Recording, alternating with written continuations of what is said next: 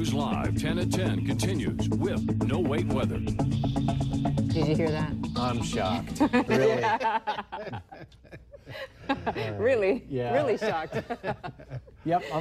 Let's get to the weather. I got to tell you, as we change subjects, it does look like after a hot day, the humid weather continues. We do have a few thunderstorms out there that are still severe, mainly in northeast South Dakota, strong storms northwest Minnesota.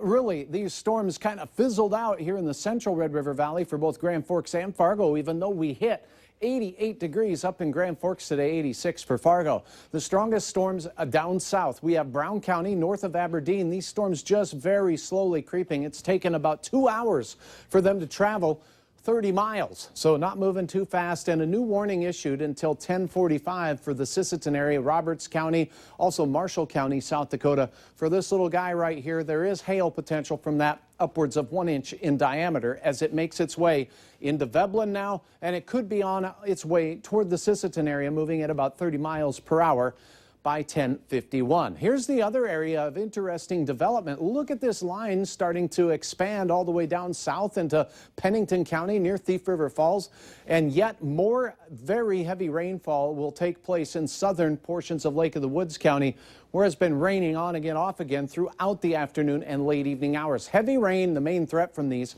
We are seeing the potential for some small hail, maybe a ½ inch in diameter. Thief River Falls, a very heavy shower over you right now, also near Gregla, all the way up to Badette. And as we look at this, a little bit of Kittson County action starting to fire. This extends down towards Walsh County and the Grafton area. Here is a look at what the remnants are of our severe thunderstorm watch. It's in effect until 11 o'clock. Really, the severe threat is mainly down in South Dakota.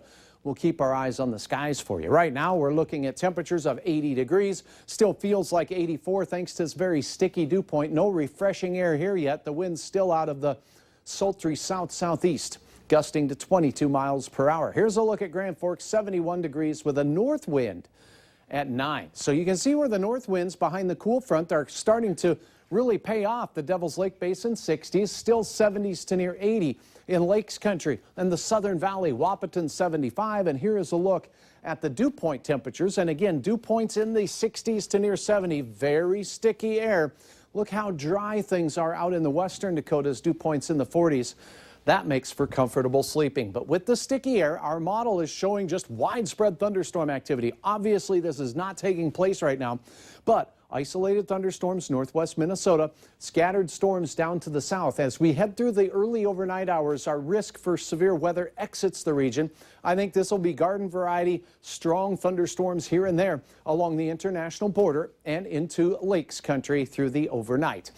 We start our day out with some sunshine out west and temperatures in the upper 50s and low 60s, but still some clouds, maybe areas of fog in the rain-soaked areas from earlier today. Now, by midday, we'll already be soaring to those hot weather temperatures once again. 88 for Fargo in the afternoon. A little cooler along the international border with low 80s there. Winds tomorrow light and from the north, and abundant sunshine for a quiet Tuesday. There's your thunderstorm watch continuing till 11. Temperatures in Fargo rise from the 60s into the upper 80s for the afternoon. 80 for Langdon, 82 in the Roseau area, and 84 for Wadena.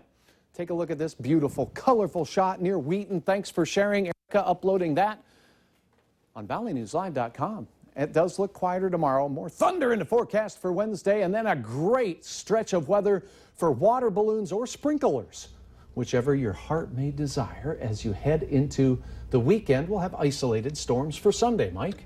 All right. But we're going to get some that really work, right? Yes. Oh, yes. Oh, yeah. A sprinkler that works, or water? No, water balloons. Water balloons. Oh. Thieves love them. Later on Valley News Live 10 at 10, which cars are most likely to be stolen? Up next, which American restaurants deserve what some call gut-busting awards?